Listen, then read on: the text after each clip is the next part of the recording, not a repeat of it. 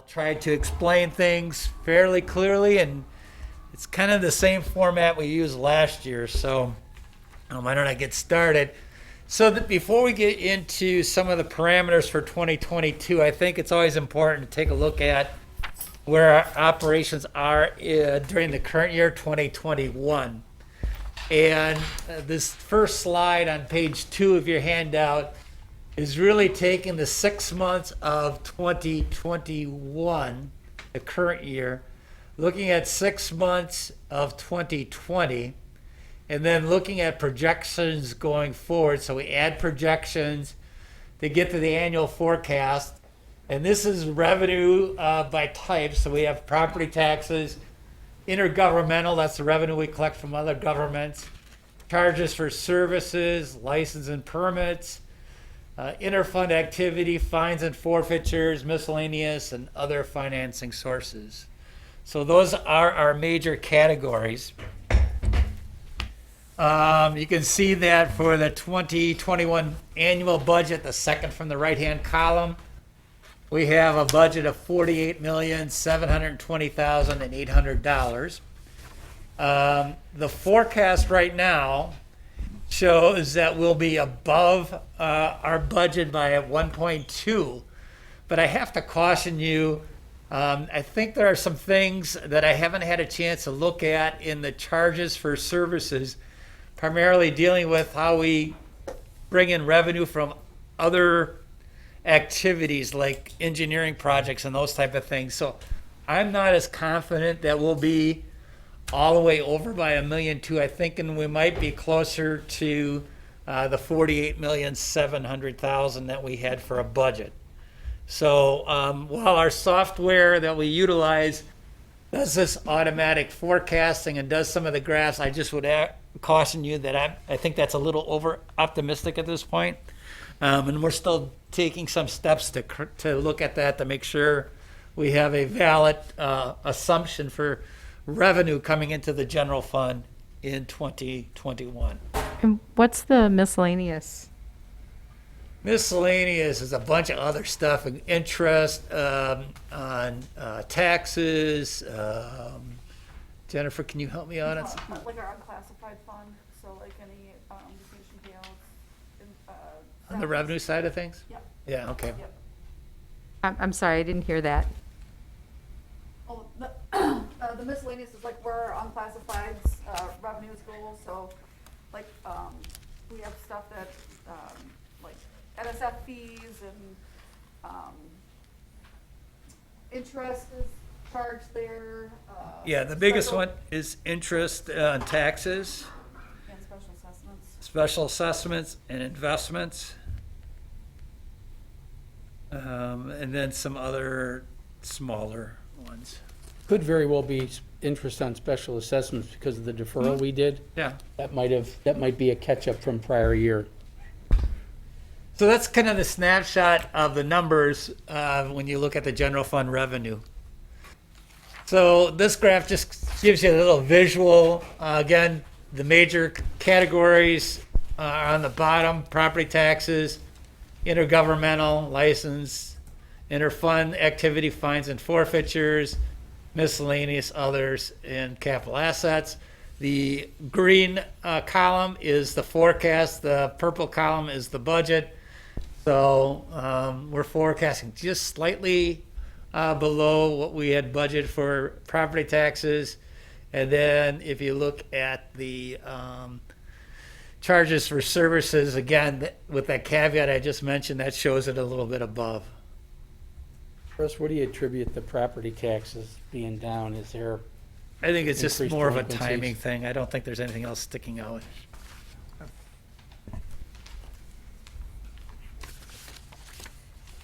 The software then also, when we do our dashboards on our website, I don't know if you've followed any of those, but what it does is it establishes a typical trend line based on our past revenue collections. This is pretty typical for a local governmental unit. We have, a lot of our tax revenue is booked in the month of January, the first month. And then We have a spike in July. The July spike is because we get a small percentage of our intergovernmental revenue. A portion of our shared revenue comes in July. The majority of our intergovernmental revenue, about 85%, comes in November. So this is kind of a typical cash flow for local government. And the actual numbers are in the bars. And again, that trend line based on historical is that gold line. So just kind of give you kind of a flavor for how we're looking. So again, revenues, and again, this is kind of a formulated off the software product that we use, but the revenues right now are estimated to meet over budget by 1.2, but I have some reservations about that. I have to look into a little bit more on the charges for services. I think there was some timing issues and some journal entries that might have thrown that forecast off. So I'm not real confident in the 1.3 coming in on charges for services.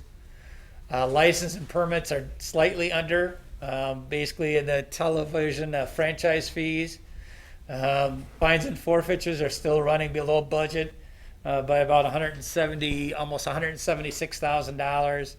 And then miscellaneous, again, based on the interest installments and miscellaneous revenue, we're projecting that to come in over budget.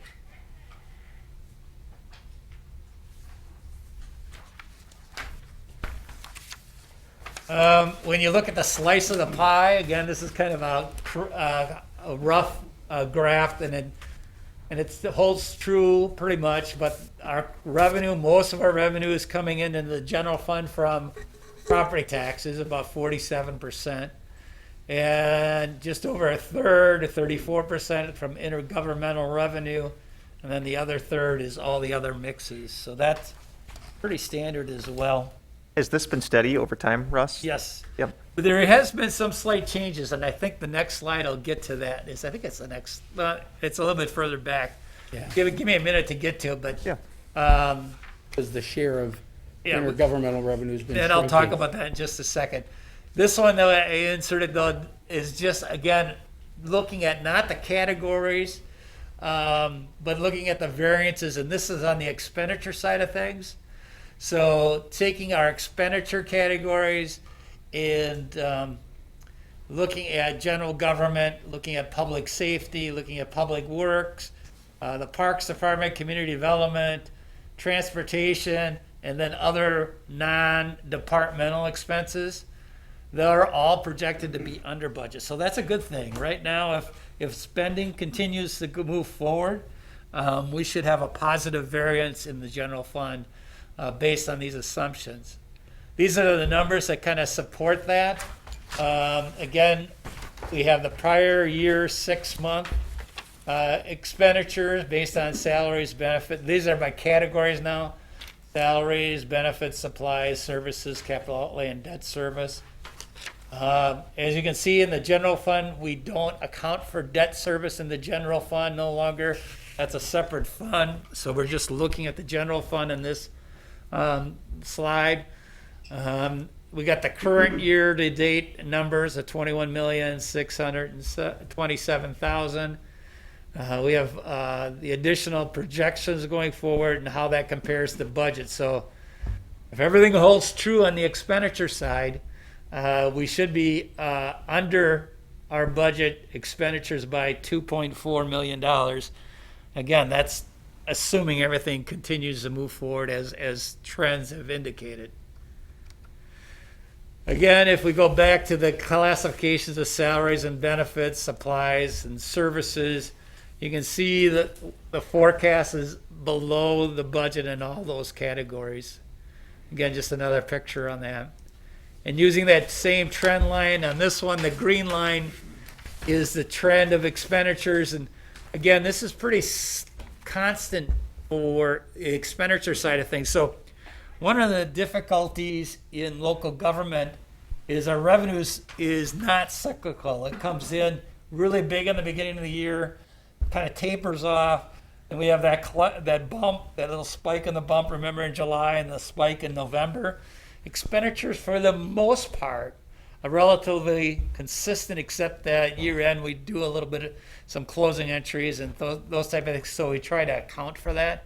So that's a typical trend line, the green line. And then the red is just the bars to date on what we've actually spent.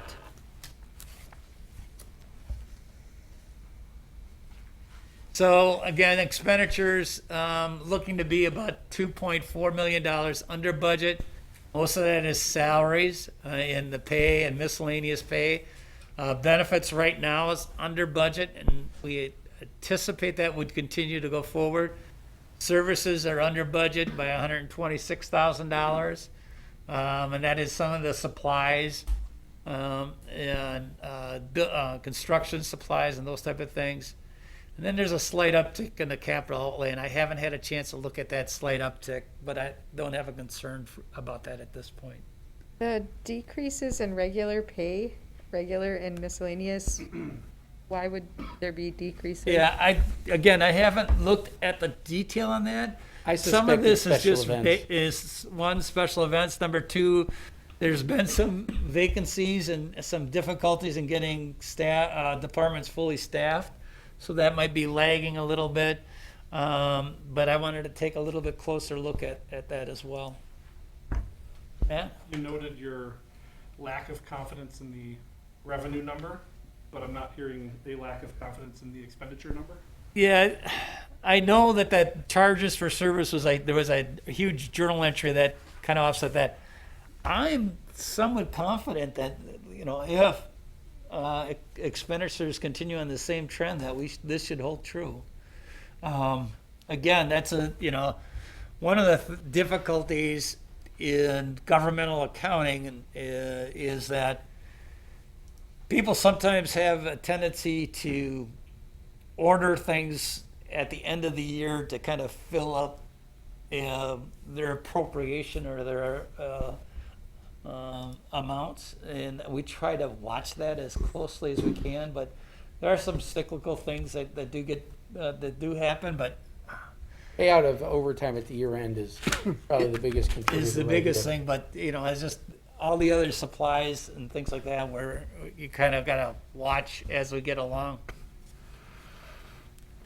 So if you take the big cut of where our money's going, again, 60-some% is in salaries, another 20% in benefits. So salaries and benefits are 80% of the things we do, and this is no secret. We're not building widgets. We're providing services. So most of our capital is going out into personnel cost. And then you got services and supplies making up the smaller percentage. So nothing out of the ordinary, and that's been fairly constant as well. So the biggest thing that I have for you tonight, and you can probably want to circle that $15,500,000. That is our unassigned fund balance as of the end of last year, 2020.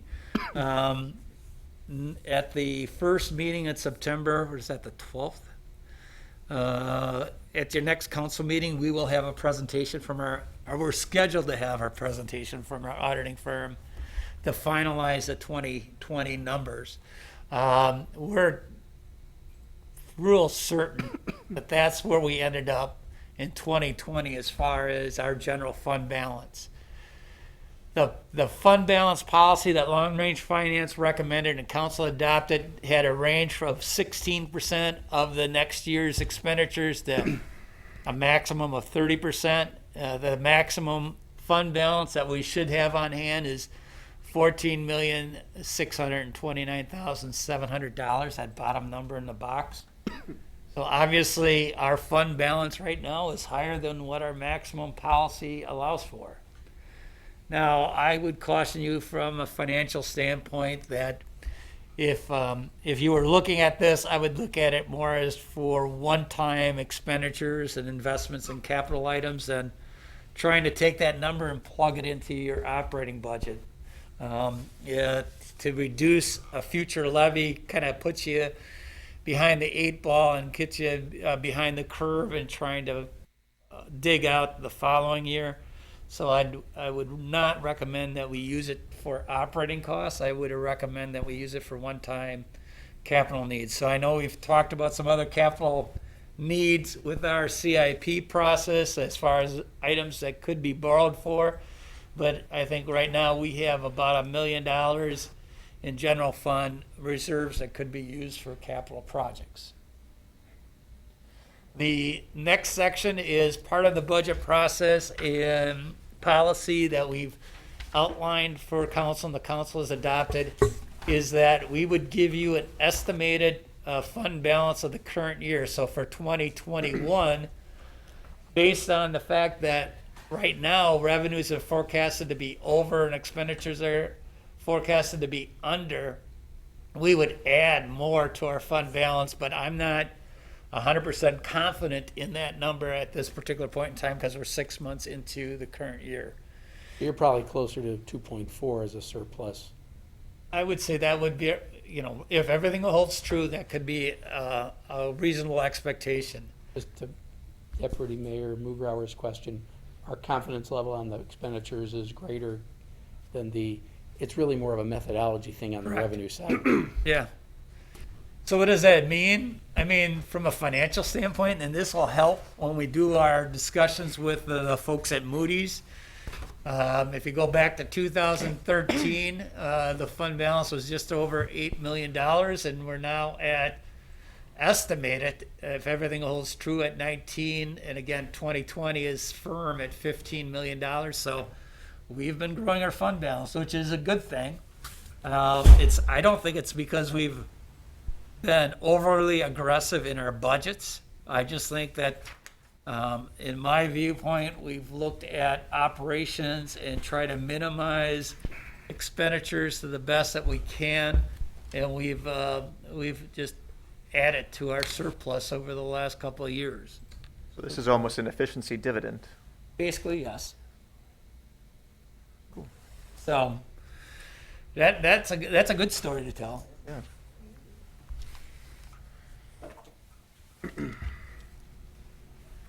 So now just that's kind of 2021 where we're at. I just want to go back because I know Councilmember Ford just asked a question. I looked at some historical numbers, and on this one I looked at how much we get in shared revenue. And you've heard this song from myself and the city manager in the past. I think if you look at this. If you look at shared revenue back in 2011, we were at $10 million. If you look at shared revenue in 2021, we're at 9.6. We've had over that 10-year reduction in shared revenue of over $1 million. So while all of our other stuff is going up, the amount of money we're getting from shared revenue is going down. If you look at the tax levy, and there's a couple things that I think got accounted for a little bit differently before I got here. And we made some changes in 2015 and 16, but we've had a fairly heavier reliance on tax levy within our general fund. Last year, the levy in the general fund was at $20 million, $874,500. Also, we've taken out, I think, some of the revenue programs that used to be in the general fund, moved them out, like rental inspections. I'm not in rental inspection, but housing inspections, and some other operational things that we moved them into special funds that we account for. And we can talk about that. So we've taken some of this other revenue and moved it to other funds and outside the general fund. So we've had an $8 million reduction in other revenues. And then I just looked at the percentages of how much shared revenue makes provided us in 2011 versus 2021, and the percent of other revenue sources. So that's kind of a historical perspective on the numbers. If you look at that on a linear graph. Real quick, Russ, can I Yeah. just, this is more for the people at home, the previous slide. So but just to clarify, between 2015 and 16, there was a change in our fund I think we accounting pulled- system. we We didn't pulled- double our levy. No. Our we- methodology Correct. changed. We pulled Okay. out some things and brought them outside the general fund, Okay. including some tax levy, but also other revenue sources. So we took some of the things that maybe weren't levy supported but were fee based revenues, and Got we it. brought them into a special revenue fund. But even if you chopped off 11 through 15, it still shows from 16 to 21, no increase in shared revenue, and the increase is, and because of drops in other revenues, we rely on the property tax, and that's, Yeah. I think that's where you wanted to go with it, so Correct. everybody understands. The increase in property tax is due to the state not sharing shared revenue, because the state revenue has continued to increase. We don't get a dividend as the economy has improved. Sales tax revenue, we get zero. That's the public, it's like, oh, you get sales tax when, when EAA's in town. It's like, no, we don't. We indirectly do through shared revenue, but when the increase is happening in Oshkosh, and we are a great retail center, we don't get the direct dividend from doing that. If we added 10 stores in Oshkosh, 10 huge big box retail stores, and had millions of dollars in economic activity, our shared revenue wouldn't change one iota. Yeah. Is that because we've chosen not to do that? No. No, it's state because the has state's chosen not to do for that. us. But thank you. Yeah, So on a linear basis, again, the lime green is all other revenues. The lighter blue is the general fund tax levy, and then the darker blue on the bottom is shared revenue. So, we've had increases over the last 10 years in those other categories, but not shared revenue. And that's kind of the story on the linear basis. So that's one way of looking at it. The other way of looking at it, again, this was before what Councilmember Ford was talking about. If you take the makeup in 2011, shared revenue was almost a quarter of our budget. Other revenues were 60%, and the tax levy is 14%. In 2021, just look how that changes. The general fund tax levy now is almost half. It's 45%. Other revenue is 35%, and that shared revenue that was a quarter of our revenue stream is now a 1/5, 20%. So that's the story that's kind of important to look at. So, city manager talked about economic vitality of our city, and one way to look at that, again, this is the number side of things, looking at the levy and what the levy was. This is total levy now for the entire community, so it's general fund and debt service and all the other things that we levy for. Was 41 million, almost 42 million dollars last year, right there. And that was an increase. The levy increase was $1 million, or 2.98%. And then the city, when we do collect taxes, and this is just kind of to help you understand the whole process, we take the levy and we divide it by the assessed valuation, and that's the total value of the entire community. And that assessed valuation is $3 billion. And you can see the numbers on your chart or on the graph. Then we had about a 1% increase in our assessed valuation last year. So that's what we have our property on the books, so to speak. That's what the assessor's assigning. The assessor's trying to do that in real time, and what ends up happening in Wisconsin is the state of Wisconsin looks at sales within the community, and they actually do an analysis that says what the property actually sells for. And they equate that, or they make an equalized value or a fair market value. The term that's more correctly identifies that is called the equalized value. And that value is important because not all communities are assessing up to the current market value. We try to get to the market value, but it's kind of like we're kind of at the end of that process, because all the values has a snapshot of January 1. The value on January 1 is what we use in December to allocate taxes for the upcoming year. And then what the state does is they come back and they convert that on a true market basis and come up with the equalized value. So while we have property valued at $3 billion, over here in 2021 for our 2021 budget, the equalized value is $4.6 billion. So that's just the true value. And again, that's used when they spread county levy, school district levy, because that goes across jurisdictional boundaries. And they want to make sure that it's allocated fairly between communities when you have communities at different values. So I just wanted to give you a numerically snapshot of what's going on with the value.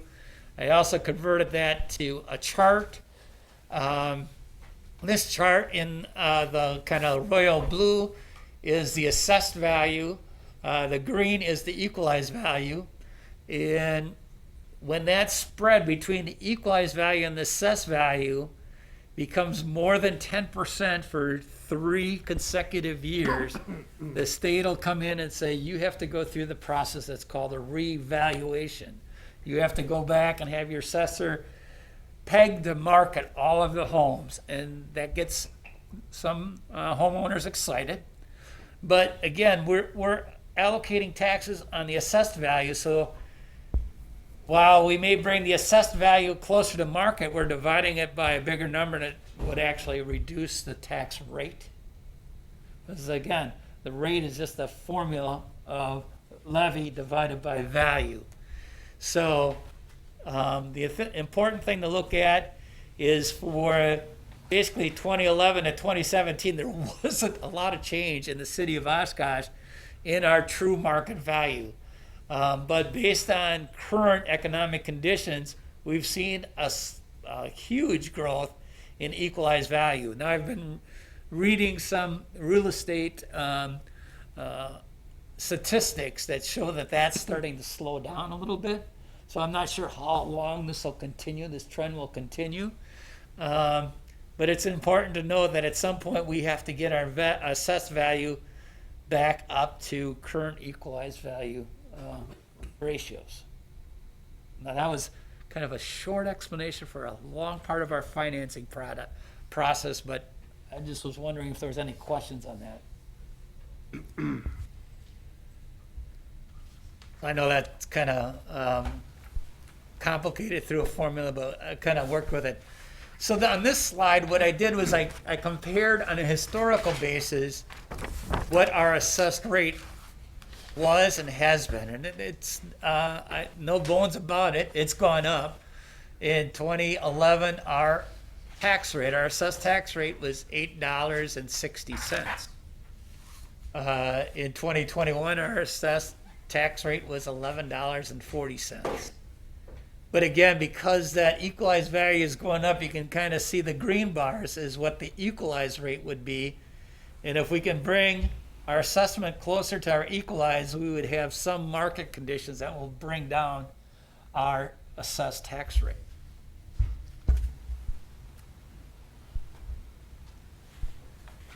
So with that historical review, I wanted to talk a little bit about what we're looking at for 2022. And as I mentioned earlier, a lot of our costs are related to personnel, wages and benefits. And so our human resources and our director of administrative services are here. Fitz, I don't know if you wanted to take over some of those comments, or you want me to continue and just pipe in. How do you want Bad to news, I would hand it off to him. I think you should just continue and I'll chip in. Okay. Yeah, it is kind of bad news. I can continue. I don't have a problem with it. We've gone through a lot of these before. The good news is, for the most part, we have contracted settlements for represented employees. I think there's one group that's out there yet that has to be settled. But we're really close to having wage in place, and I think our Human Resources Department has done a good thing in keeping a handle or control on our expenditure costs for represented employees. Right now, what I've built into our assumptions is a discretionary allowance for non-represented employees that's represented right now or estimated at 2.5%, which is, I think, fairly close to what I've been seeing in other communities. I have to admit, there's some communities I've seen higher. There are some communities that I've seen lower. But I think in looking at what's happening in the wage market, and certainly our folks in human resources can tell you about some of the challenges we've had to recruit open positions.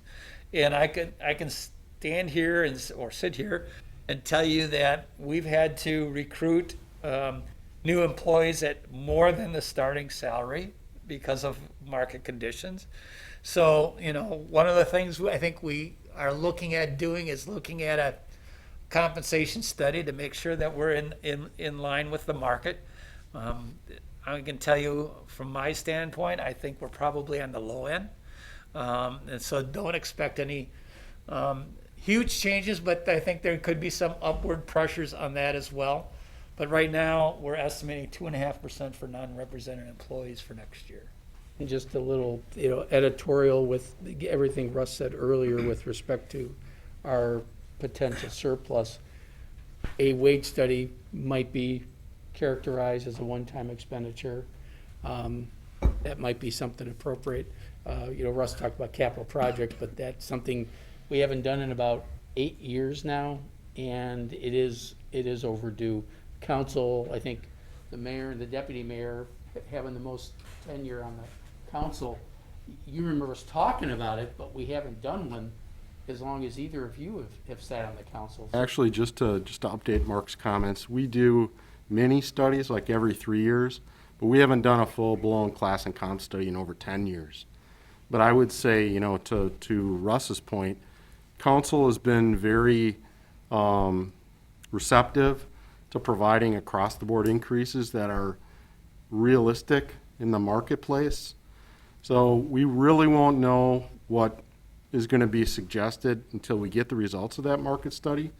But because council has agreed with reasonable across-the-board increases during that whole decade, we're hopeful that when we get the results of that study, it's not going to be a huge shock, that there isn't going to be a tremendous amount of adjustments. But we won't know that until we go through the process. So what are the differences between the mini studies that we've done every few years and the full-blown?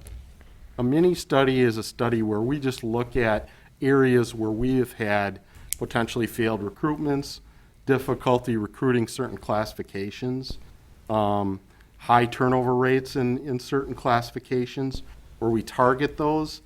A full-blown class and comp study is one where we look at every classification in the city that is non-represented. We take a look at a variety of issues from recruitment to retention to compression to we have people fill out job description questionnaires. We assess the complexity of their jobs. We make sure that everything is updated and accurate. We take a look at the series. We want to make sure that the pay structures themselves, the pay ranges and how they're set up are appropriately structured. One thing that I know will be an issue with the pay study when the consultant takes a look at it is we haven't evaluated our structure, meaning our pay ranges, since Acts 10 and 32. And what we did is we collapsed a lot of different classifications that were previously represented in collective bargaining agreements into and infused them into our existing non-represented pay plan. And there's not a lot of stratification, and that's something that Michelle and I deal with when we're working with different departments on pay issues. So I suspect that one of the things that we'll see come out of the study is maybe a more stratified structure where we don't have so many classifications in one particular pay range. So, but again, I don't want to predetermine what the study is going to say. We need to let the study unfold and then, go from there. Yeah, and we're not looking for, again, it's, like I said, we're giving you the foundation for our preparation of the 2022 budget. Again, nothing set in stone, but this is one of the parameters we're working with. And if you have feelings, about our parameters, I think you should contact the city manager. But I think the 2.5% is fairly reasonable for what we're seeing across the state of Wisconsin. The third bullet point is probably going to be the most shocking, and has been the most shocking. We've worked with an outside firm to review our health insurance options and proposals. We've received a proposal from our current health insurance provider. To be honest with you, that initial proposal came in excess of 50%. We've renegotiated and discussed parameters. Right now, we've been able to work them down to 27% increase, which is pretty substantial. Now, the rationale behind that is if you look at the claim history for city employees in 2020, we had a number of claims that they consider high volume or excessive claims, high dollar claims. So our utilization, because of the claim history, is up. And based on the underwriting studies and looking at all the pooling, the best that pricing we could get from our current provider is a 27% increase in health insurance. So we've begun the exploration and looked at the possibility of creating and going back to a self-funding insurance plan. I think that's also being used by some of our other partners that we use for the health clinic, being the county and the school district. So I believe some of them have either gone to self-funding or are considering self-funding. Just for those of you who those terms might be new, just to give you some background, our system is more of a partially self-funded plan. We pay all in these system, you pay up to a certain dollar amount, you pay all the claims. So let's say I had a bunch of health issues. The first $500,000 in my health care costs are paid by the employer. So Russ is literally writing those checks. After $500,000 is reached, then we have what's called stop loss insurance, which just covers everything above that. So so it's partially self-funded, but when you have lots of employees, and we've had a really good run, and they'll show you that in a second. When you have a bad run like this, lots of one employee at $5 million is bad, but we only pay $500,000. 10 employees at $499,000 is $5 million. We're better to have one employee at $5 million cost than 10 employees at $500,000 because we're dropping everything. So that's how partially self-funded works. We did have it up until a few years ago. The opportunity to go to a fully insured plan was there. We stopped doing the self-funded. We still have $1.8 million in a separate fund because council in their wisdom, and I believe one or both of you, mayor and deputy mayor, at least one of you or both of you were still on the council at the time. The council said, set that aside. We may go back to it one day. So we have roughly 1.8 in our 1.8, yes. So we have 1.8 million. So we've got startup costs, so we can go to a self-insured plan relatively easy because the bank account, as it were, to fund it exists. It doesn't sound like that's gone up since the last time we heard about this, though. I seem to recall that when we had that conversation, it was like 1.8. It's had some investment income into it. So we've allocated our investments across all our funds.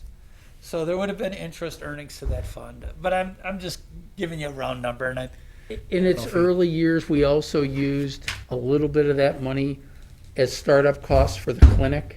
Oh, okay. So any interest earnings, so your recollection was very good, that it was roughly 1.8. So we've had earnings, but those earnings have been eaten up with taking care of the clinic. And there were some initial costs that were, a little more than we thought, and we just covered it that way. So is the clinic, given the nature of the excessive claim history, not paying for itself? The clinic serves a different purpose. And the purpose of the clinic is to direct a lot of volume, routine costs to there. I don't think we're taking full advantage of it, and I don't think the county and the school district is, but that's pretty common with those clinics. And I think Fitz or Michelle can talk about, because they've been working on getting a new, they've rebid the process, because we do it collectively with the county and the school district, so there's a little Right. mini update. Just before we get to that, to follow up on Mark's comment, though, our clinic is really designed to do routine care. And a lot of the costs that Russ was talking about earlier are more specialty costs, unfortunately, with our employees that have had very serious, catastrophic type illnesses. So this would be a good segue to go to the next slide, actually. Just before we do that, let me finish up a couple of quick points and we'll get to it. Mark talked about the stop loss, and we're still working with our health insurance consultants, because the established that stop loss level and the pricing for that, we still are working out some of those details. So we're not ready to get into that. But the good news, I wanted to share some really good news before I get to that, is that we don't have any increase anticipated for dental insurance. So while it's a lot smaller, I just wanted you to be aware of that. And then what we did do is we went to our insurance provider and asked them to look at our costs going back to 2015 and look at what the market was doing from 2015 to 2022. And you can see the cost for medical insurance in the marketplace, based on the red line going up. Our actual price per employee per year is that blue line. And so we were able to take advantage and be less than the market for a number of years.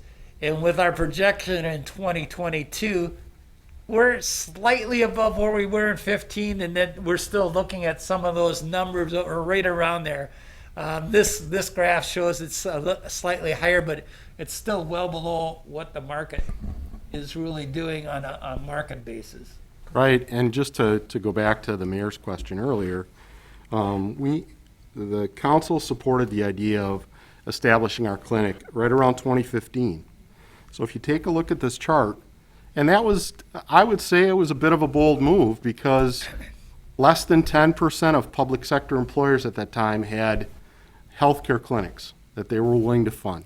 We were, I think, one of the first cities in the state of Wisconsin to fund a near-site clinic.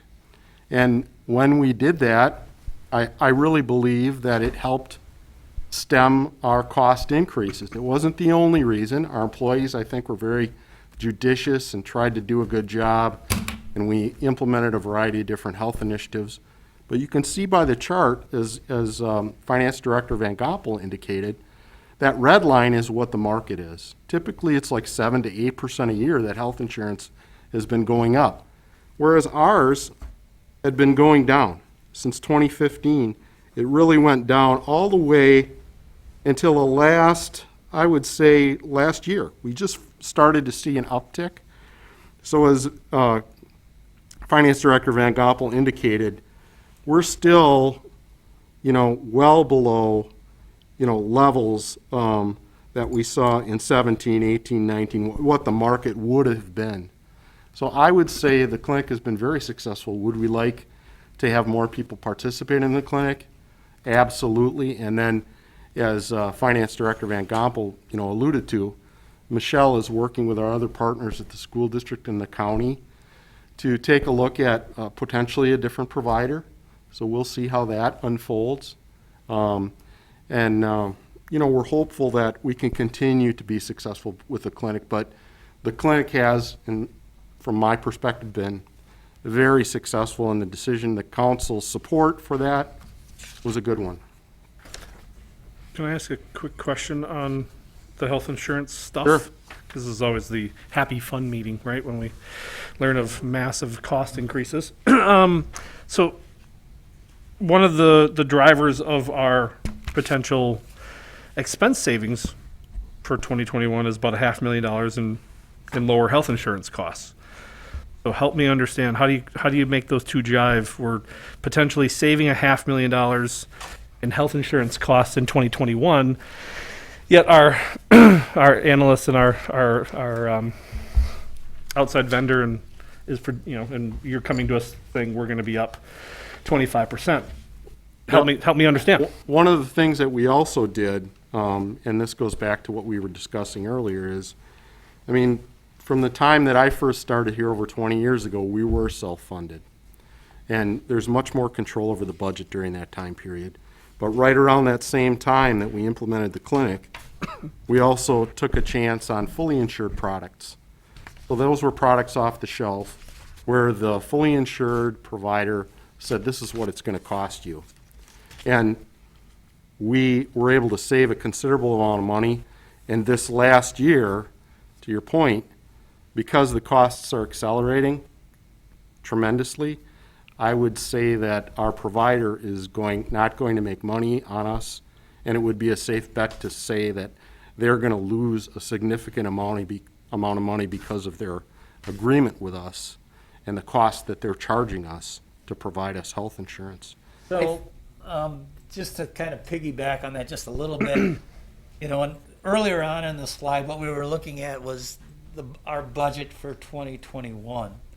And what we had estimated it when we did our 20 and 21 budget as far as coverage for the number of employees that we have, based on the premium costs that we knew were going to come forward.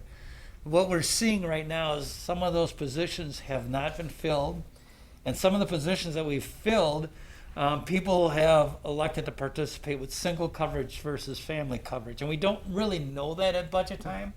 So that's the budget to actual difference that you're looking at 2021. The 27% is the premium increase going forward in 2022. We have some numbers on how that gets allocated in just a few minutes, but that's part of that explanation as well. Appreciate it. Thank you. But it's mostly the vacancies. We budget for full employment, and we spend on actual employment. And we've had such problems filling positions that we've got, there was about a dozen of us in the room. There's probably 2 of us that aren't on the workforce right now because we're having such a hard time filling positions. So health insurance for those 2 people costs us 0. But if we were fully staffed, we would, so we have to anticipate the. Sure. And I would add too, we were speculating earlier as to how our fund balance got increased.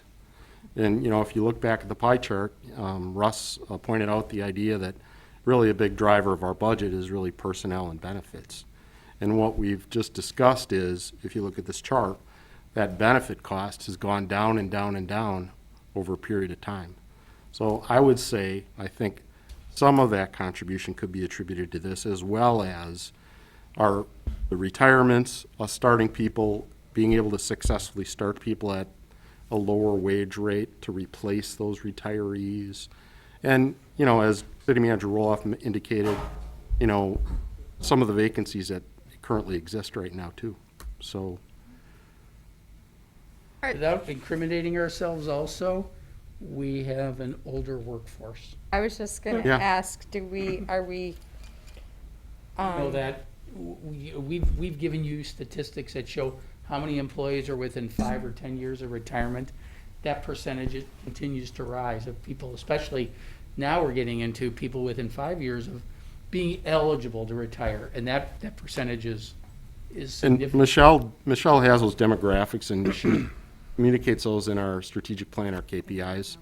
But I think, if you've been watching the news and you've been, have friends that are trying to hire people, it's very difficult right now. And I think for HR people, it's not quite as surprising because we've been kind of the chicken littles in the room for a few years saying, hey, when the baby boomer population decides to retire, it's really just going to be a numbers game where it's supply and demand, where you're going to have X amount of jobs and you're not going to have enough workers. And I think what happened during COVID, and there are a variety of factors, so these aren't the only factors, but what happened during COVID, I think people were just unsure. They weren't ready to retire, even if they were at that age, because they were unsure economically, they were unsure if they were helping other family members, all kinds of crazy things. And I think, since we've gotten through at least that initial COVID stage, I think we see a lot of people that feel more comfortable. Some, quite frankly, have realized increases in their 401ks, and they feel more comfortable retiring. So those people that were hanging on are now, or out of frustration, and they just don't want to work any longer because of their experience.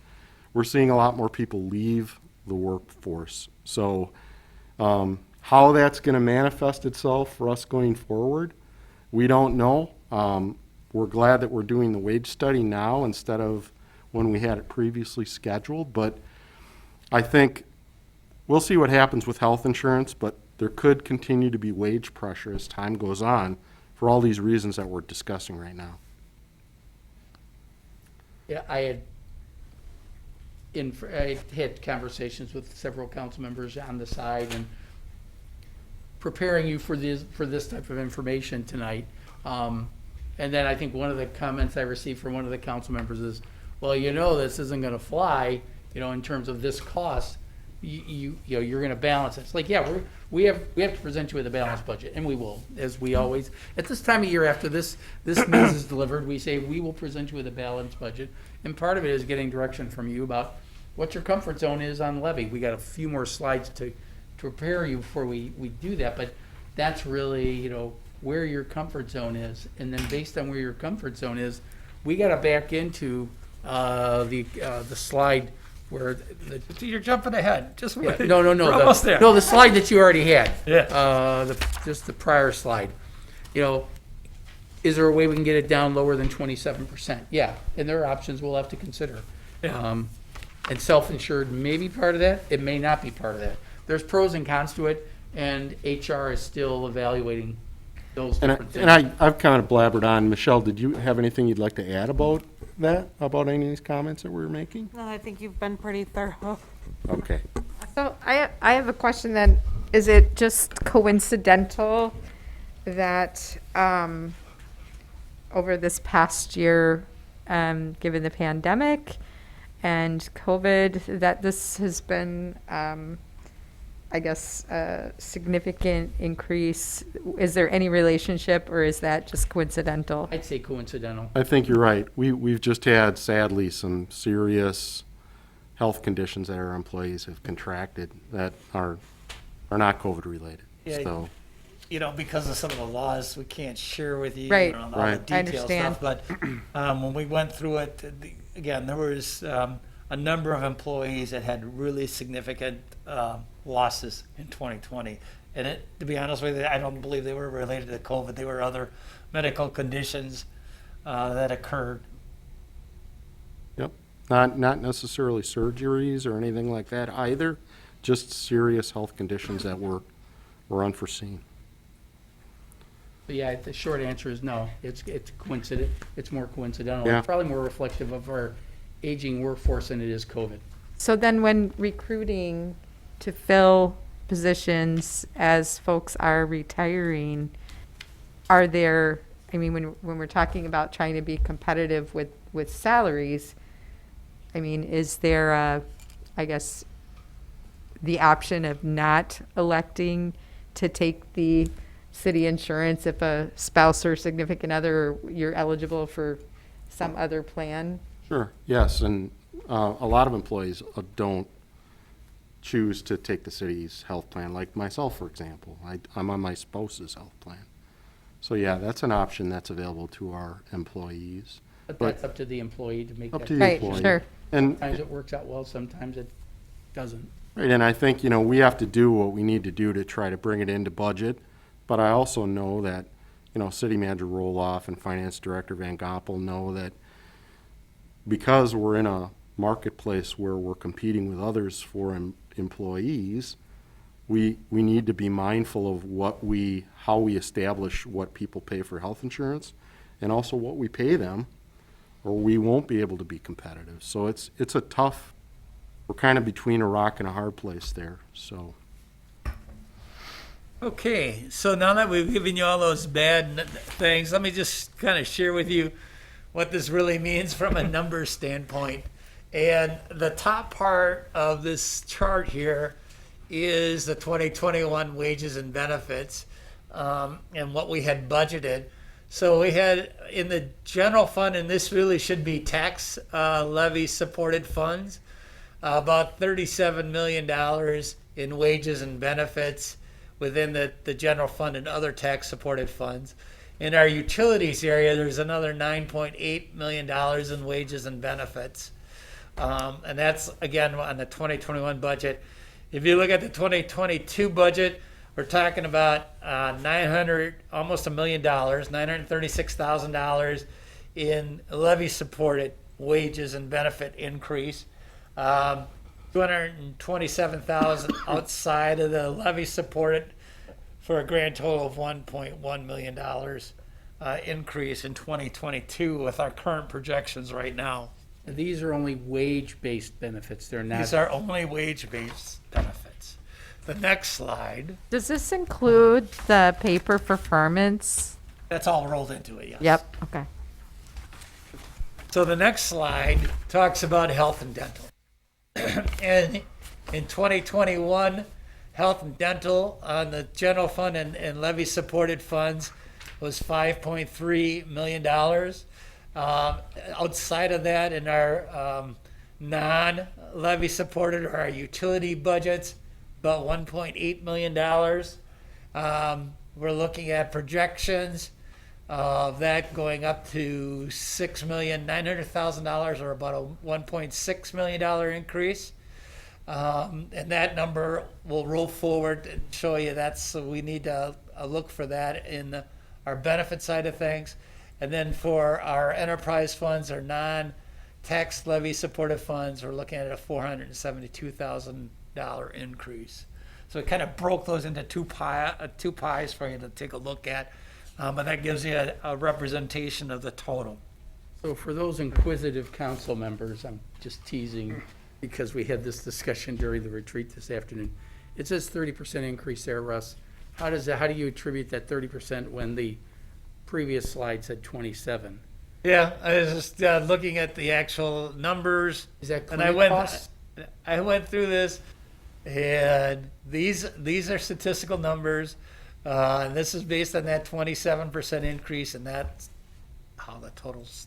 Does that include the clinic though? I think this is just the health insurance premium cost here. Okay, I don't have the answer for you, all right. sorry. Thanks. So that's wages and benefits, and looking at 2022 and our assumptions going forward and what we might have to try to finance in our budget projections. The other thing that we have to look at is what we have to do with our debt. So the next slide kind of transitions into our debt projections, and this is similar to the discussion we had at the CIP. This is the same chart you saw. For 2021, again, this $4.8 billion is in the equalized value.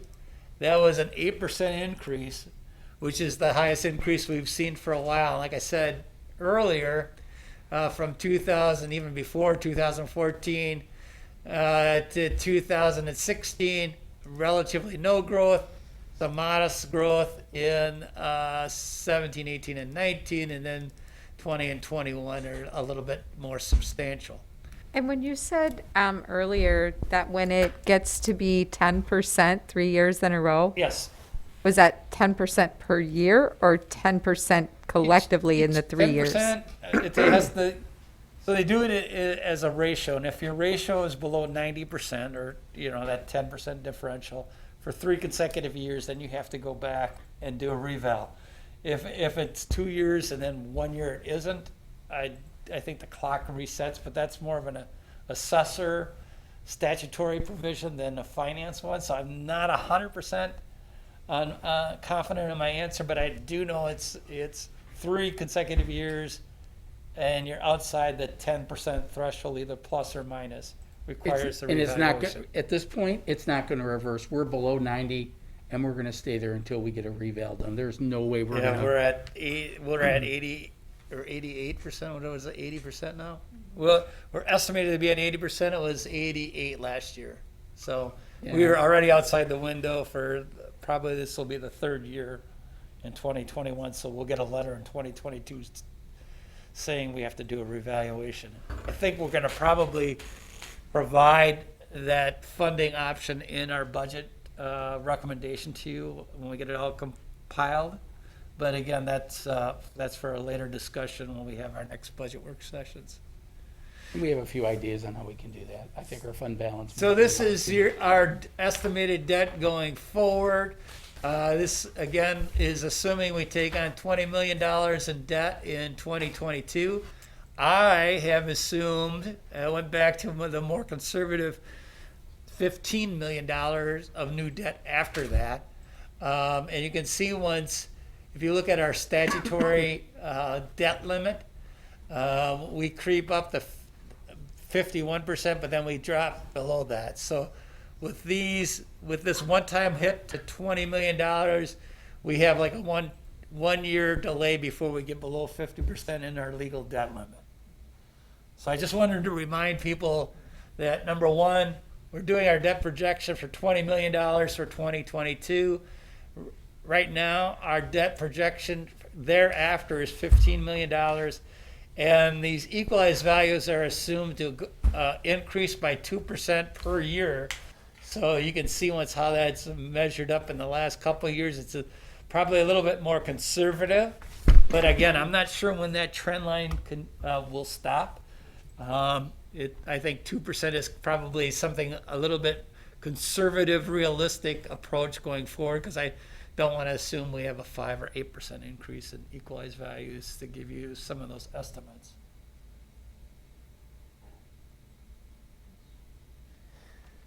What does that mean on a linear graph? This is the percent of our debt limit going back to 2014. You can see, if you don't have the glare off the screen, that we were over 75% of our legal debt limit. And then the legal debt limit is 5% of your equalized value is the most debt you can have on your books. We've gotten that down to, in 2021, will be just around 50-some%, like I showed in that other chart. And that continues to go down going into the future. So that's good. And if you look at what the legal debt limit is for the city of Oshkosh on the red line, and you look at what our projected debt at the end of the year, based on our current debt and that projected new debt, that gap widens, which is also a good thing. So we have the ability, even though we're not planning on it, we have the ability to take on more debt. But I think the goal that this council has talked about, long-range finance has talked about, is to get below 50%.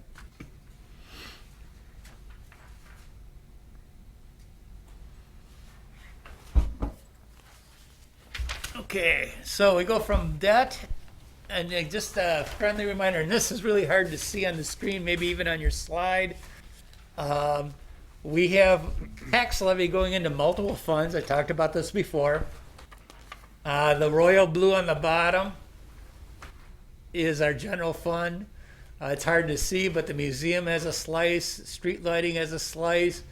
Debt service is this darker blue, I guess. The green is, what is the green? The green is garbage and collection, is this green. Cemetery, the Leach Amphitheater is a small thing, the water park's a small component. We have rental inspections, we have our enterprise funds, our capital equipment fund, the Opera House, and then transit is, I think, the top silver slice. So you can kind of see that overall our needs are basically some of the operating funds for the general fund is really what's driving us. These other slices of the pie are relatively constant.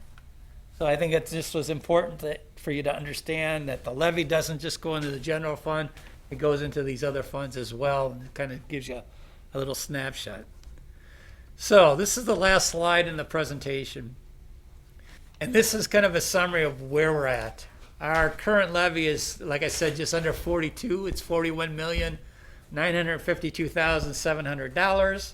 Again, that's going to all these other funds that we just talked about.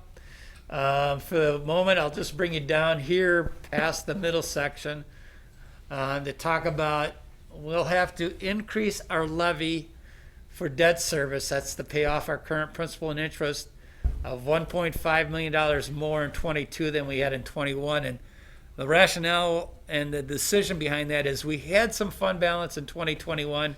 We actually reduced that in 2021 by about $900,000. So we kind of knew this was coming, and we used the $900,000 to kind of artificially lower our levy last year.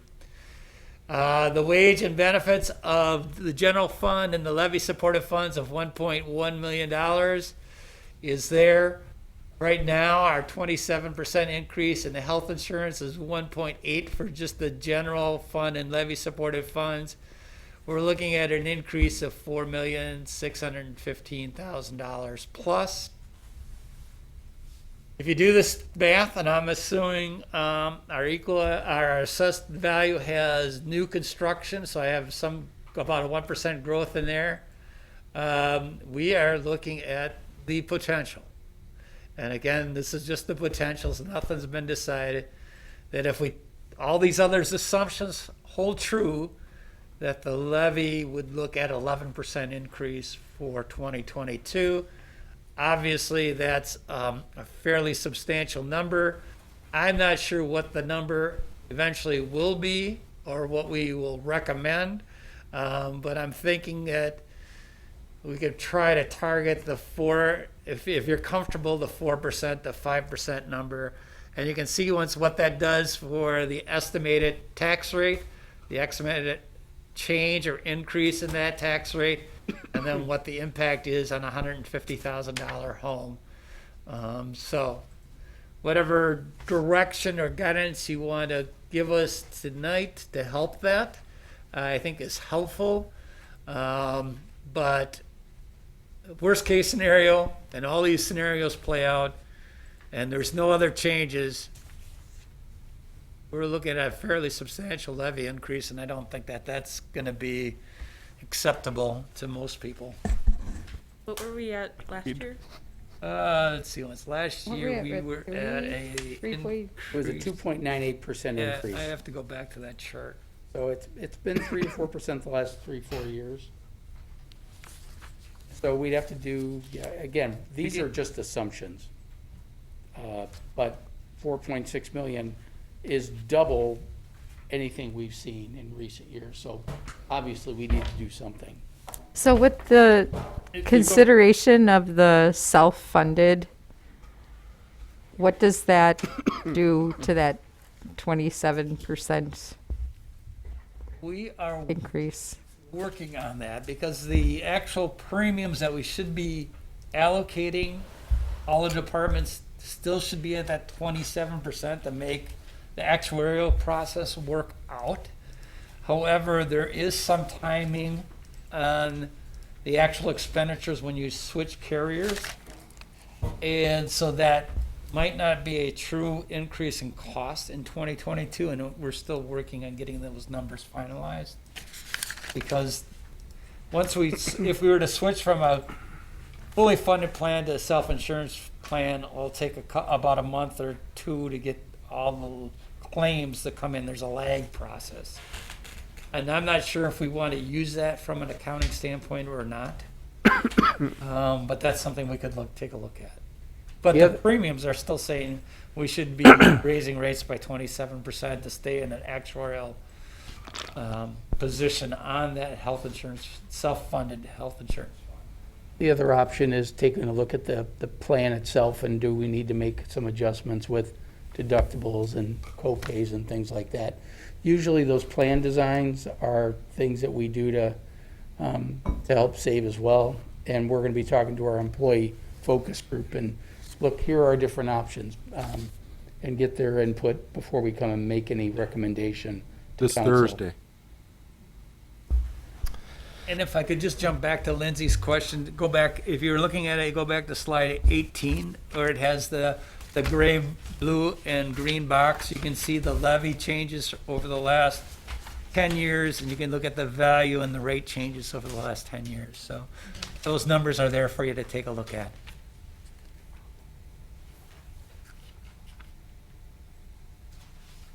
Well, I'll be the first one to say it. Yeah. A double-digit increase is not acceptable.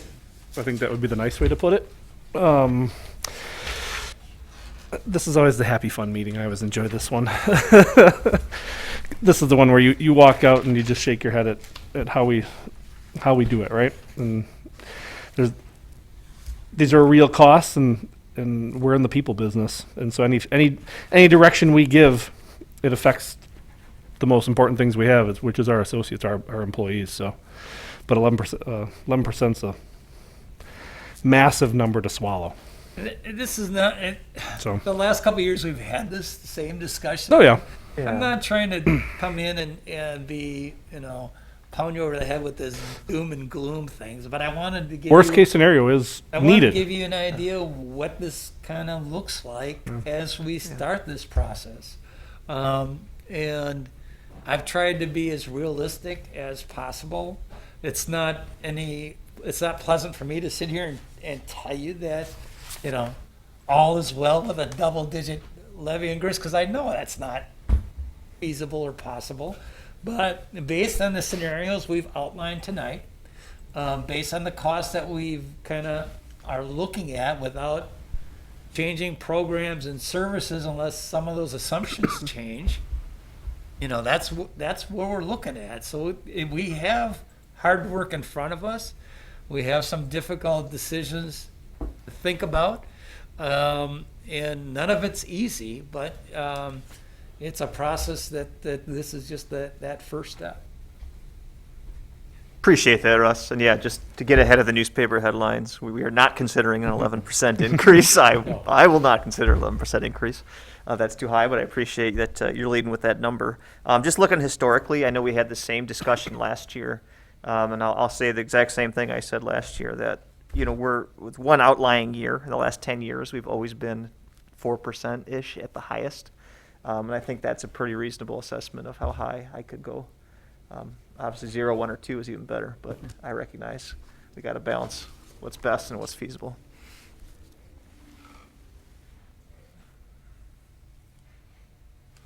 And knowing the track record of council as a group, which is a different group than it was a couple of years ago, but the comfort zone doesn't change drastically from one council to the next. I mean, you're the ones that are ultimately accountable for the number that approved in the budget.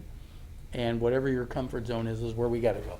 We just have to. And I think that's why Russ was like, well, 4-ish% is probably somewhere in the ballpark of where we think we'd end up landing.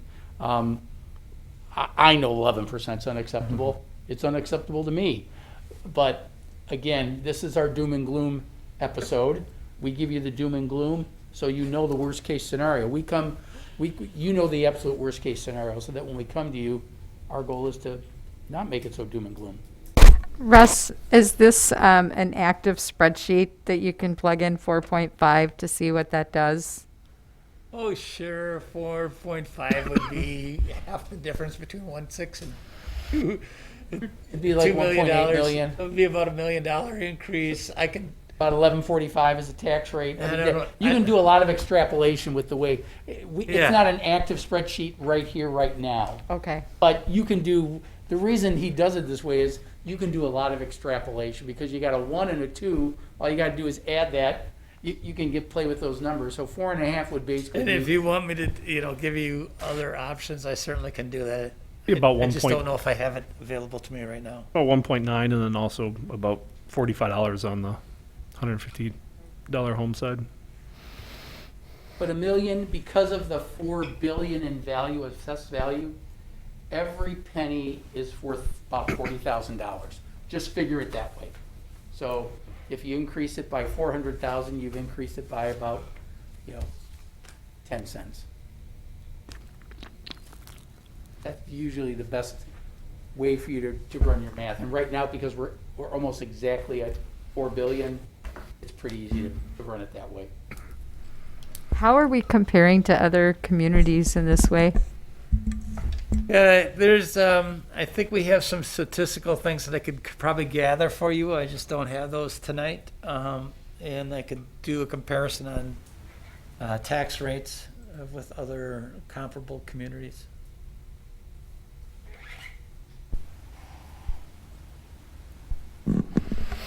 We can probably throw that. I think we did that a couple of years ago. I think we yeah. can throw that in a newsletter for you.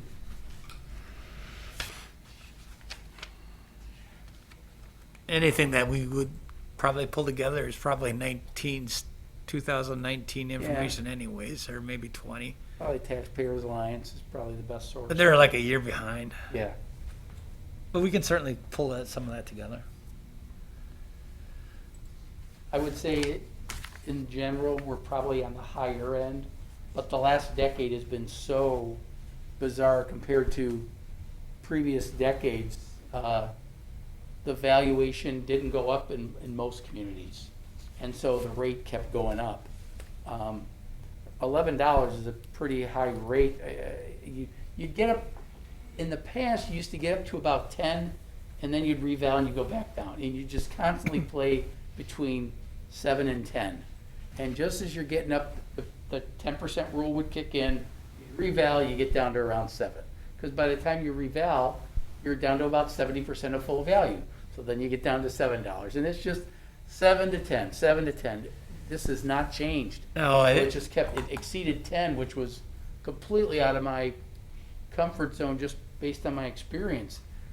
Yeah, I guess the only other comment to remind council members is that we do have statutory levy limits, and that is equal to the your basically your net new construction percentage increase.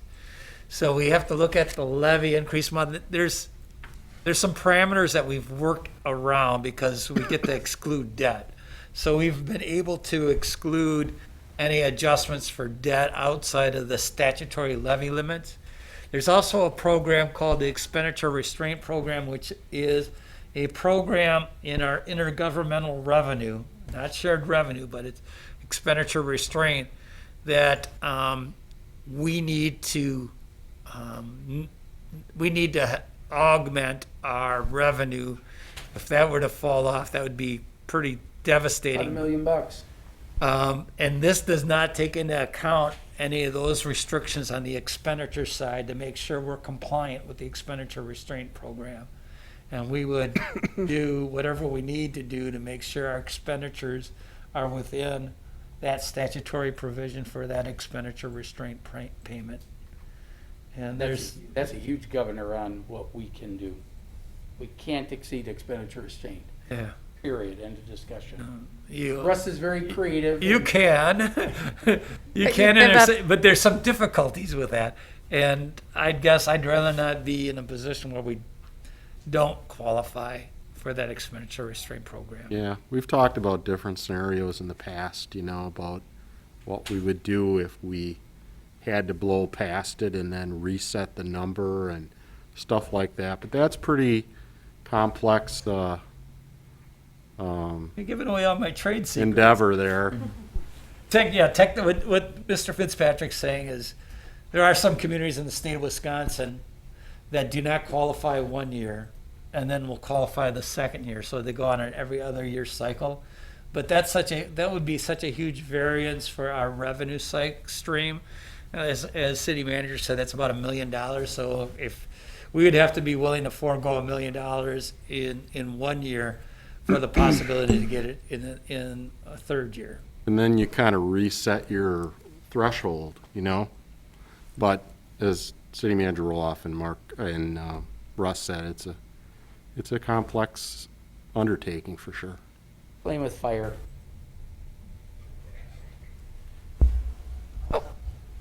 So there's our rosy scenario to leave you with today. We had a great discussion this afternoon, and then we do this to you in the evening. I So. told you not to do both of them on the same day. You said you were going to say that. I know, because I kept telling them, "Oh, don't do it on What this year day." is Don't do this? it on this day. Don't do it. The Wisconsin Policy Forum, What year? 2020. Oh, you're pulling up policy for them now. Yeah, the Wisconsin Policy Forum probably does the best job of analyzing and do as close as you can get to apples comparisons with our peers and how we fare. One of the things we differ in our peers though is we've got a significant amount of debt compared to all of our peers. And then the driver is the debt service payment. That Thanks. of that 40 some million, what, 15 and a half is going to be debt Give service. or take, yeah. So a third of that levy is paying old debt. But how many of those also have the special assessments for street repair? Yeah, it's a good question. Yeah, those are little differences for each one.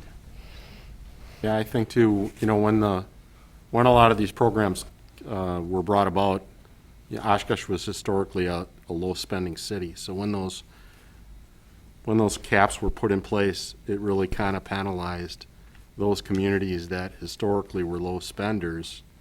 And then if you, kind of couple that with a community that maybe had a lot of deferred maintenance, you're kind of have a double whammy. And that's really some of the things that, this council and previous council have been up against. Well, the other metric that hurts us, and, last Friday, GoEDC was very, celebratory about we're the third most popular, or third college town, Most livable livable. college town. And they cite our low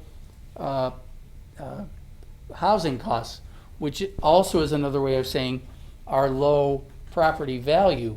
Our property value per capita is probably the one metric that goes to your point about, our property taxes are higher because our value per capita is lower. That value per capita definitely works against us and is why our rate, when we give you the answer to the question you asked, Mayor, you're going to see the property value per capita is not a favorable measure for us. It kind of a competitive disadvantage. It doesn't necessarily help solve the problem, but it gives you a little more insight into how we got here, and hopefully for people that are watching to try and understand this. So that's my doom and gloom forecast for 2022 budget. We're in the process, all the departments have submitted their request. The city manager, myself, and the departments will be going over their budgets. And just as a recap, I think you've seen it on the agenda, but on October, the 18th and 19th, we have the all-day workshops to review departmental budgets. We're looking and anticipating that the first meeting in November, we will set the levy and start that whole process going forward, which Jennifer loves so much, and when we prepare our tax bills and Oh, I love it. get Can hardly the, wait. You need I love direction. sending the Christmas card every year. I love my That is the Christmas city's Christmas card, right? card. It is. Yeah. One year we sent it on green paper. But you need direction. You only got it from one of us so far. Yeah, well, I think Mr. Ford also, without totally in agreement, the comfort zone, the history, I gave you the history, but the 4-ish%, right now, my gut would be, that's the acceptable route.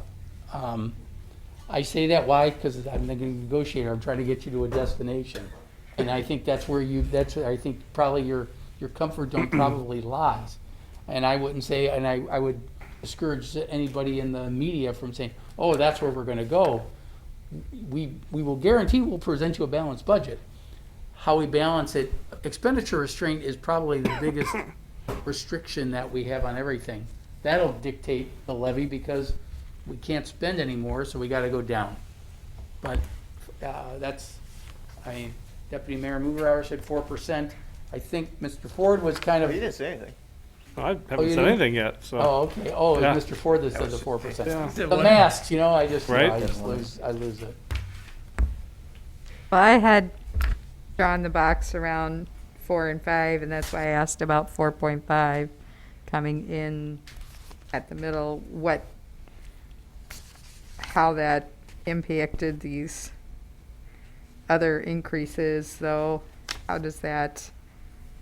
It doesn't solve the fact that there's still that dilemma on the I mean, we can, basically at that point, we could cover the non-discretionary, but not the discretionary at 4.5. That's kind of what I'm reading.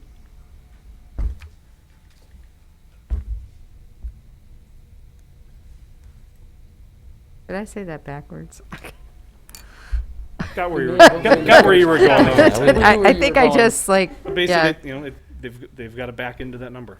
That's where we're roughly telling them to, advising them to back into You it. can change your mind. You got a lot of time between now and November.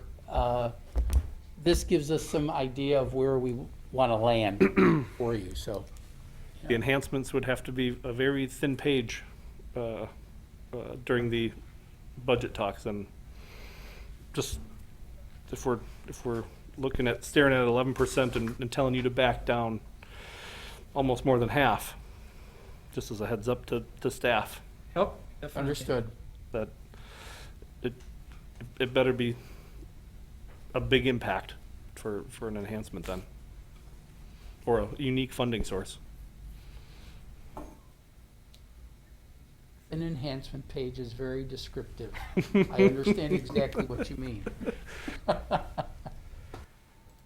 Just tough, you know, and and they know that, and you guys live this, but And you want to encourage creativity, but at the same time, creativity with a dose of reality. This is the reality page. no. This is the enhancement page. Like I said, I always enjoy this meeting because I come away feeling all sunshine and rosy after this one. So I always appreciate Russ and Trina before that as well. And no, but you're right. Giving us, darn near worst case scenario is the best option. And then we've been informed and we make decisions from there. And again, this was, these assumptions built in on the non-discretionary, the wage and wage benefits, that was the assumption of the 2.5% for non-rep, right? Yes.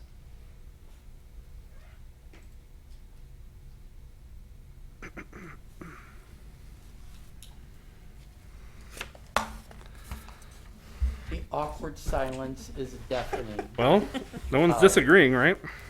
I mean, we don't have a council meeting for another 2 weeks. I could certainly put it on as a discussion item. It's not gonna be any easier discussion in 2 weeks, but we could certainly do that. But, yeah, I think the deputy mayor was more general in his direction, but I understand what you said. I understand what the mayor said, what Councilmember Ford said. Mr. Miller isn't here this evening. I'm not sure about the other three. If our staff was more reflective of our council, we probably wouldn't have the health insurance issues. But sadly, look around the table. I was thinking that and didn't want to say it. Well, that's okay. It's it's meant as a compliment, but Is part of is there a way to adapt some of the culture to be more inclusive of? Well, we're getting there, and I think that's why you see some of these, as we start anew. A few years ago, we really saw that we had turnover. The younger folks will get to, you'll start with a single plan and you'll be at step one. Then, as you're here for many years, you're at the top of the range and you're on a family plan. And that's just that's sort of the nature of the beast as it moves along. So it's hard with the mask on. I can't read your faces. Your eyes are. Got to verbalize it, folks. Yeah. I'm comfortable around 4. It's tough, but yeah. I would be comfortable going up to 5, but I'm also fine with stacking closer to 4. The difference between 4 to 5 doesn't seem that massive, but I'd look into the 4.5 more. Seems like we're scooting around both ends of it, so why not be in the middle? But also, I think we should keep it up in our meetings and keep it on the forefront, because it is coming. October isn't that far away. And we can certainly keep you posted on where we're going. I mean, because eventually we're going to have to make some decisions on health insurance, for example. And there's a variety of things. It is important to talk to the employees to get feedback from them. And that's Thursday, right, Michelle? Yes, it is. Yeah. Yes, it is. Oh, yeah. Yes, it You is. put it on my schedule, didn't you? I did. Yes, I get to go. Could we get a memo, or like, could be a part of the, but could we get like a memo after that, talk is made, just so we can see where people are sitting with it?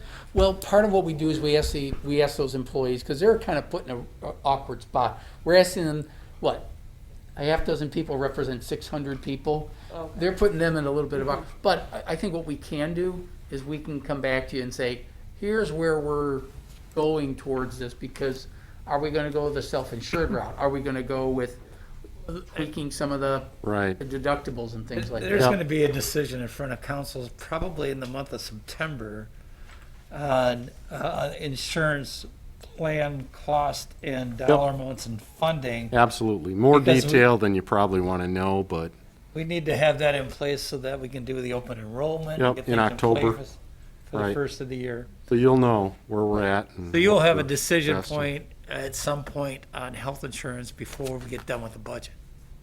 Very good, yeah, real good point. Thank you. This is kind of like my husband and I were talking the other night about his Sicilian grandmother. When she would open up the mail, she would, every time the bills came in, the sticker shock is just incredible. Yeah.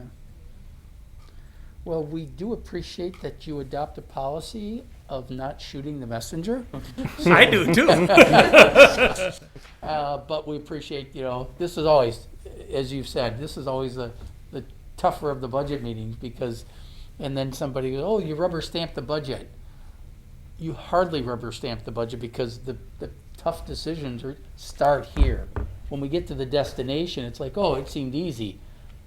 You know it's not easy, because you're sitting here listening to all this stuff, and you're trying to absorb it in a very short amount of time. It all looks so well and easy in November, and the council thanks us for all the work we did and everything, but nobody remembers the sweat and tears that we're going through right now. So thank you. Gotta end it on a positive note. I have nothing further. That's all I got. That's my best. Before we go, if there's nothing else, since we're here and we're in an open setting and have an opportunity to discuss, and it's absolutely relevant, especially with the doom and gloom that we were just provided, right? No, I'm not holding it against you, but the numbers for 2022 are interesting to look at, are not fun, but council gave a direction to city manager and staff for $20 million in new debt for 2022, and last meeting we laid over approval of the CIP. And the reason I had done that and spoke about it was there was that last 2.9 roughly $1 million that Mark and Russ staff added into the budget with some suggestions of their own, which is exactly how the budget's supposed to be put together and presented to us. These were all good ideas. I'd like to briefly discuss about altering that part of the plan, that 2.9. Nothing else is in my purview or in my idea of moving anything else around. But basically the idea was potentially moving up $2.1 million in funding from 2023 for the parks building, the final year of that funding for that project, and paying for that in 2022. So using 2.1 of that roughly 2.9 million. It opens up a lot of flexibility then in 2023 for us, when things are going to be a bit tighter than I think some of us might expect. Financial flexibility is going to be a thing going forward, debt-wise and cash-wise, I think. I think it might be wise to try to move that project up. That then takes that year's new debt projection from just over 20 million down to, right around 18-ish. So now we're looking forward and we're giving ourselves a lot of options, or the new council, whoever it may be, a lot of options and flexibility, instead of backing them into a corner and requiring them to fund that project in 23. If we've got the capacity and the ability to do it in 22, I think it's financially reasonable and a sound fiscal policy to try to do that. There's some efficiencies in the project management and maybe some small cost savings that James and them can talk about and give to us, but I think it's just from a construction management side.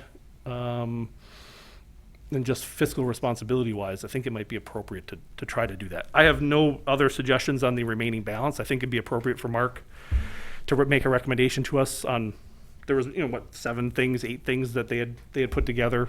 There was Pratt Trail, there was some contingencies, some street paving, that Mark then makes that recommendation to us.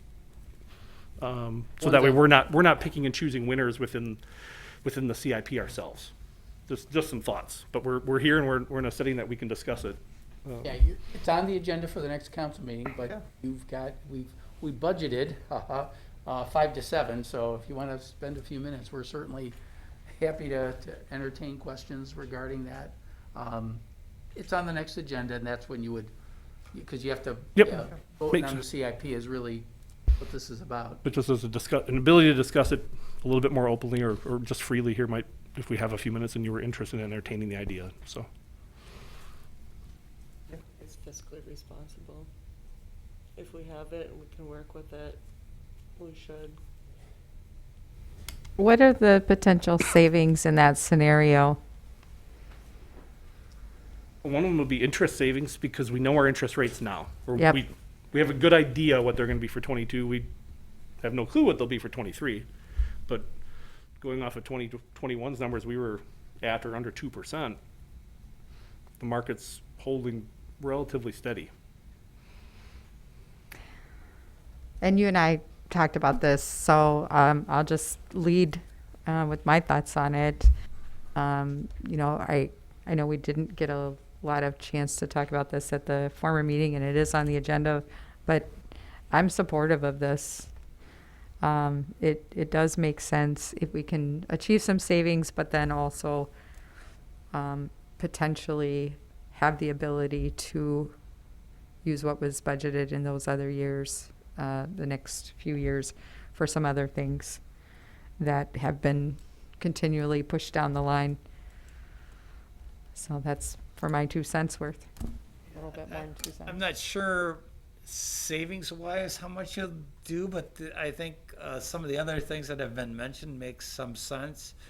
What I would probably offer is, maybe that the city manager, myself, to go an opportunity to go through this list one more time, plug that in and show what might be remaining, and then we can, if there's interest, have a discussion on that. Again, your actual funding will occur when you do the operating budget, but we still want to adopt the plan now because those items will roll forward into that operating budget. So, I don't know if we could take, because we gave you that list, and if we had an opportunity to maybe to do that, because I think, we're not really certain the status of some of those other projects with that funding to be determined. We're not sure, if those are projects we want to fund radios. yet. Yep. A great example. Anyways, 2 million in radios, yeah.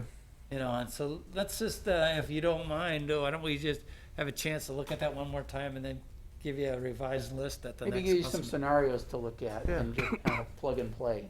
Please do. That's really. Yeah. It Okay. seems totally logical, so. And the other thing that, anything that sadly ends up on the cutting room floor, and I've said this before, every single project you're looking at, I have full belief in. It's not an issue of do we do them or not, it's a question of when we do them. Yeah, this isn't a want versus need discussion at all. I had a wholeheartedly, great discussion I on want want to make versus sure I need. acknowledge it. They're wholeheartedly needed things, But going back differing to, in timing, that's all. going back to the earlier good news that Russ provided, when we know what our fund balance surplus is at the end of this year, we have some discussion points.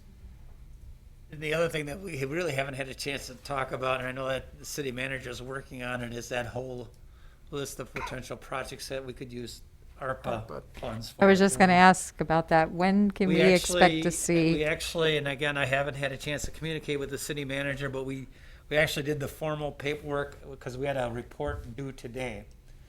And I gave you some preliminary estimates on what our lost revenue number would be. That's more concrete. We actually submitted that today. Our lost revenue that we can begin to look at for justification of the ARPA funds is now at $10 million. that's out there. We have to look at lost revenue in 2021, 22, and 23 to get to the final number. But that's the starting point, That's just through the end of 2020. just through 2020. Oh, I was under the impression we were talking somewhere in the neighborhood of 3 and that you were saying, It was 5, but it's now 10. But Jennifer and Russ have been going to lots of Zoom seminars and Zooms saying, and reviewing the The interim rules. rules, and we did file the report today with, because one of the things we had to give the federal government, the Treasury, was what our estimate of lost revenue for 2020 was, and that number based on the formula. And again, this it's a complicated, and I'm not trying to make it more difficult, but it's a complicated formula. It's just not the difference in revenue. It's you have to assume a growth factor, and by default it's 3%, but ours actually ended up 5%. So we were able to. I thought it was 4 point, anyway, yeah. But this is news to me as well. So- But that, I've been asking the staff, keep plugging away. The higher the number, the benefit is that it increases your flexibility and discretion. Yeah. Don't look at it that, oh, we must use it for lost revenue, because their definition of lost revenue is what we're trying to take advantage of. That doesn't mean we have to use it for that purpose. It just means we may use it for that purpose. So don't feel that your hands are tied. And then if anything, they've already figured out a way to give you half of the money to use at virtually your discretion. And so what we qualifies is that amount of money. You don't have to spend it all on lost revenue. What that means is you can spend that virtually any way you want. I saw that reporting requirement, but I didn't think it applied to us because we were under the population threshold. It still applied to us. It did. Okay. So my question is, I know you sent us a report of the citizen survey input in that regard as far as ARPA funding or potential projects. At what point can council see what those applications that have come in? Because, I don't think we need to wait and be sandbagged and have them all dumped on us at once. Yeah, I'm not trying to be coy or anything like that. There was an organization today not today, because I've been with you guys most of the day, Monday, well, we held back because of this, that, and the other thing. It's like, the deadline wasn't a, submit or fail, so another organization is gonna be submitting something. It's, I don't have any reason not to give it to you. It was just more under what circumstances. I can give you a summary of all the applications there. I'd like to see copies of the full applications if possible, or at least make those available to the public, because folks are asking, Yeah, I mean, they're public records. I can't say no to that request. It's just that, how much detail do you want to get into? For example, I've been talking with one of the organizations, and they were listed on 2 separate applications. To me, it seemed duplicative, and I was like, is that really what you are intending to do? And rather than say yes to one and no to another, is there a way to repackage that into something that might be more purposeful? And this one has to do with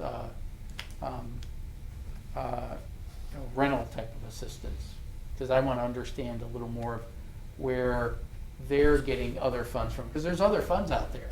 So I want to know more about it. I want to understand exactly what other groups are getting. I mean, I'm happy to provide it to you, but you're going to get a big, thick application. I could summarize it for you, and then it just gives you a flavor of what those are. And not that we're, analyzing this down to, just grinding it down to dust, but, we were trying to maximize as much as we possibly could, and we did. We're also considering, what sort of impacts the infrastructure bill might have. And, how do we spend the money to maximize the amount of money that we'll have available for the benefit of everyone? So, we're not dragging our feet, but we want to be judicious in terms of what we decide to do. When we get TIF applications, they're about that thick. And you know, this is a sizable generation, multiple generational impact. And so I don't think any of us are afraid of detail, and most of us are able to Can- digest. For the council members who listed themselves as inquisitive, I will not be able to answer questions. All I'm gonna do is dump a bunch of paper in your lap, and then I will not be in a position to defend, explain, justify any of those. But you're going to give us the summary later anyway of some. Yeah, and that's why I want to go back to some of these groups and say, can't this be repurposed in some other way? And I think there's some value to that, because I think there was some duplication of effort. I have two questions. One, council hasn't had any chance to talk collectively on ARPA and give any direction. Is there any thought that by seeing those requests, your viewpoint may change? One of the thought processes may be that council gives direction on generalities. We want to see X percent go towards this type of need and X percent towards this. Once you start seeing the individuals, now individually we're going to be picking winners and losers. Now we're in the game of that every time we step up to council, so I'm not shying away from that. But in an effort to try to make this as fair as possible process, I just don't know what collectively the group thinks. It may be wise to not have that information so early in the process. Secondly, I would probably lose my mind if I heard individual council members were going and vetting and reaching out and trying to vet these requests on an individual basis at this point in the process, because there is no process yet. So to start reaching out and on an individual side, interviewing and asking about what their requests are, that's Mark's job to do that part of this process and report to us that this is what's out there, and then we should be giving guidance in terms of high-level overview.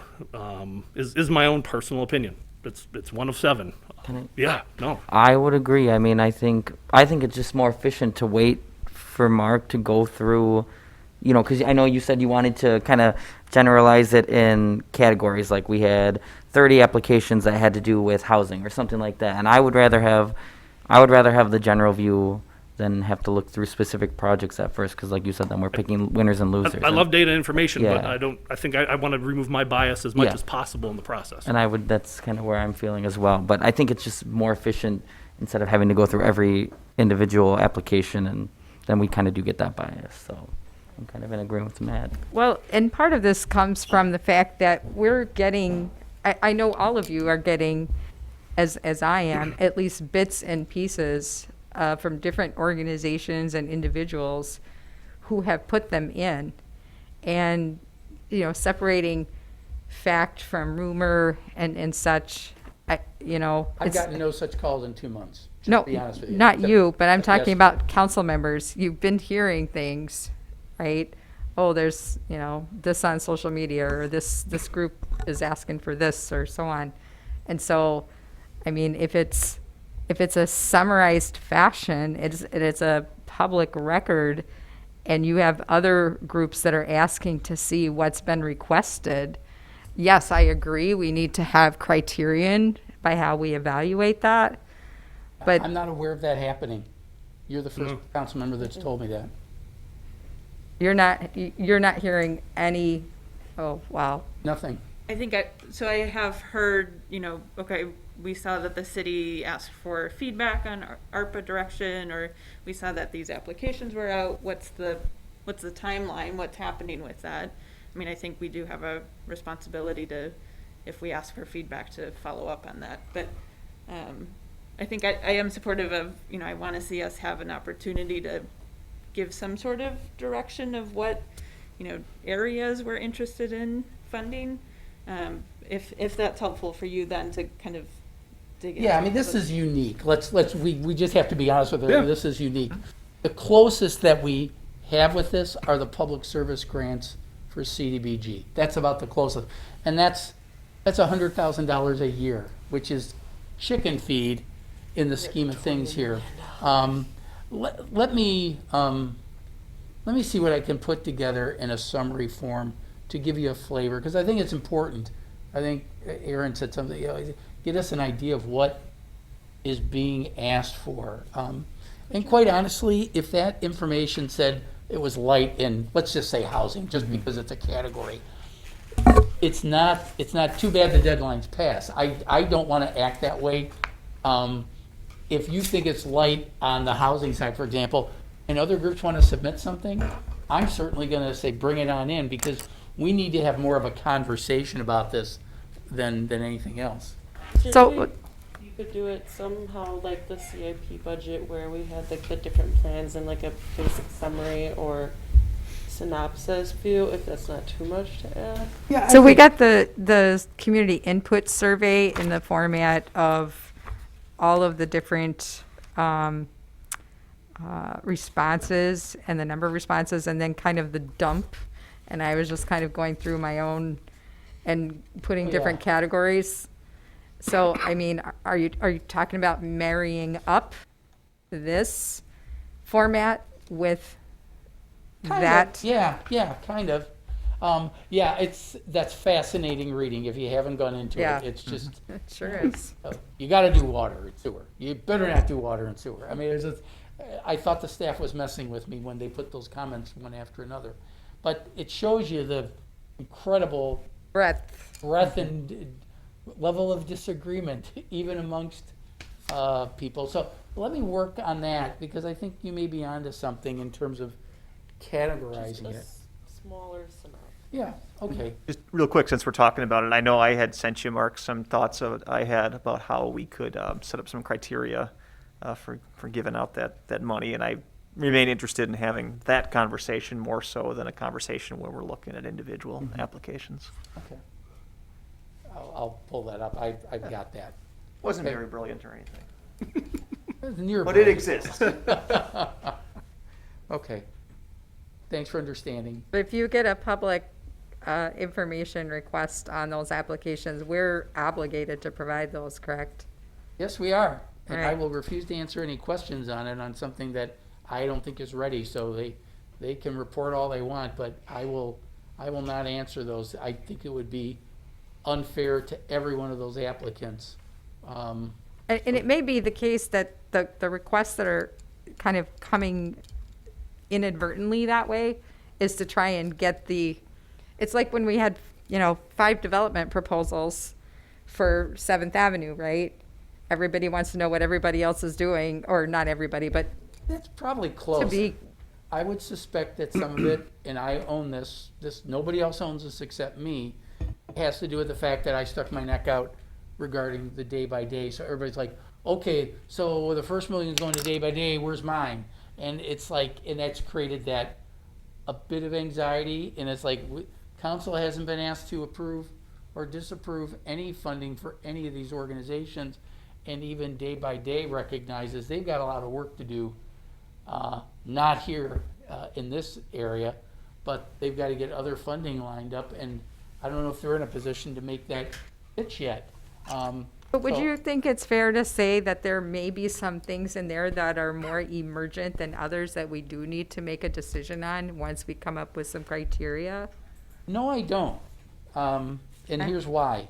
There was an article that Miles McGuire just put together the other day, and I called Mike Boner's at AdvoCap specifically because of that. And Mike's like, we are still trying to figure out ways to identify ways to help people, because there are people, and this goes to a conversation I had with Councilmember Hanson. It was, a lot of people aren't applying for funds that have been allocated already, and a very small portion of even AdvoCap's dollars have been allocated. So it's more than just allocating it to a specific use. It's getting people out to make them aware of the eligibility and We're- following through with it. We recently started putting ads on the radio for people to apply for rental assistance. And they've been doing it for almost a year and a half now. Whereas the Wisconsin Emergency Rental Assistance Program.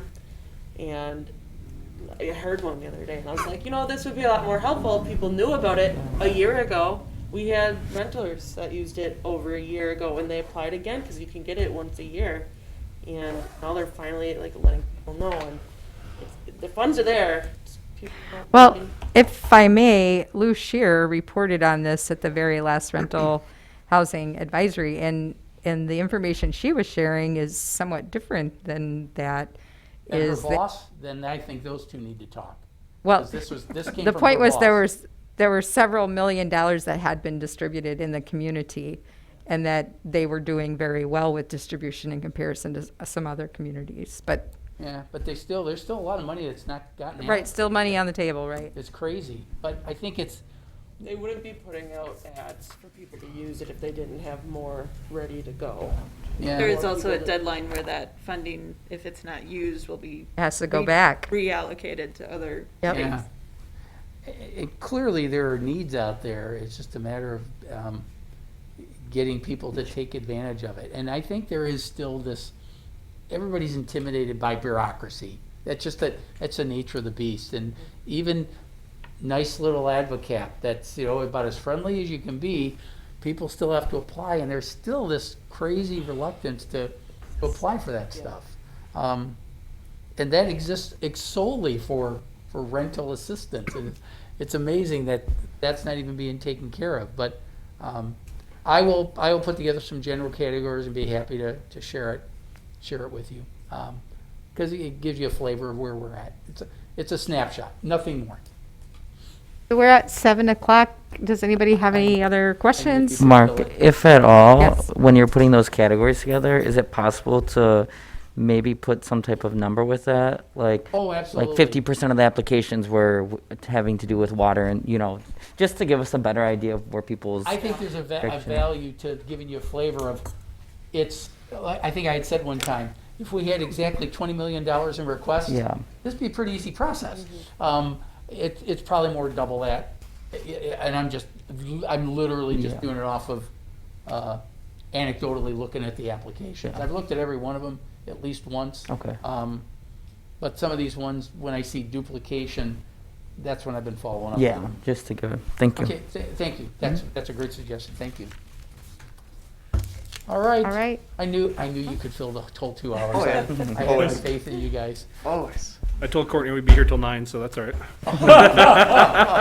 Oh, you can stay until No, just Well, thank you for this, and thank you Thank you. for the entire day you've given staff. I really appreciate it. That was a laugh like you owe me one, Mark.